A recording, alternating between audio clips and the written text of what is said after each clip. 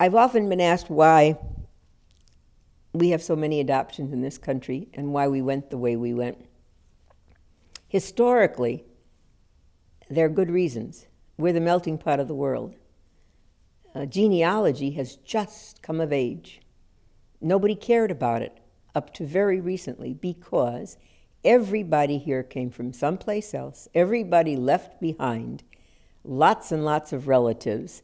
And when they came here, the kind of relationships they made, the marriages they made were with people who did the same thing, and they started fresh. They started a lineage just a little while ago in historic terms.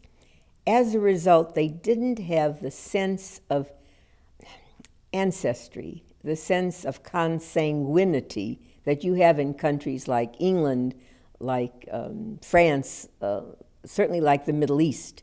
They didn't have any of that. So adoption was okay because that meant you could stick another person into your midst without a background, and that person fit because nobody had a background. Nobody went back that many generations.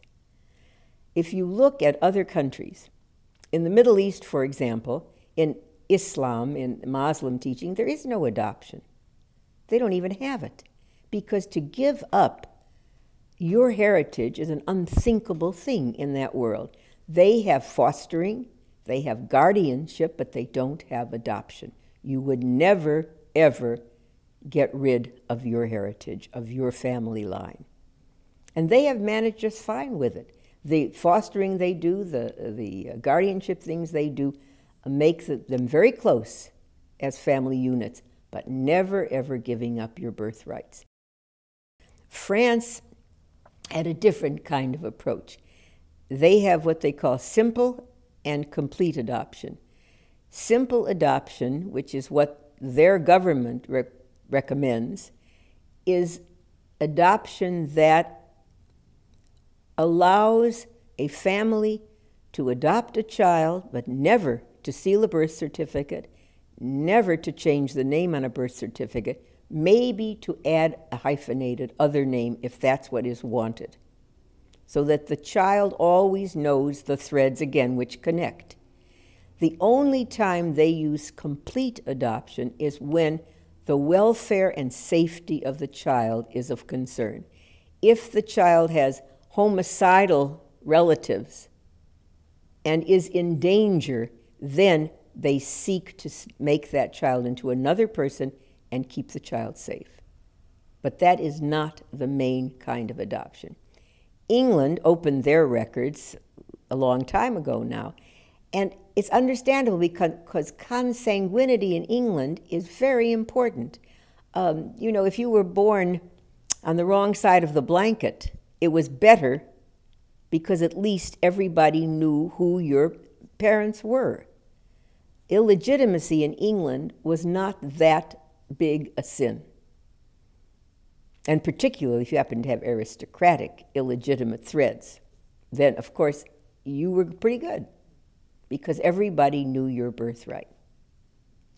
So that now in America, finally, we may be getting closer to it now that we have developed a background of ancestry, a background of enough generations so that we care about genealogy. We never did before.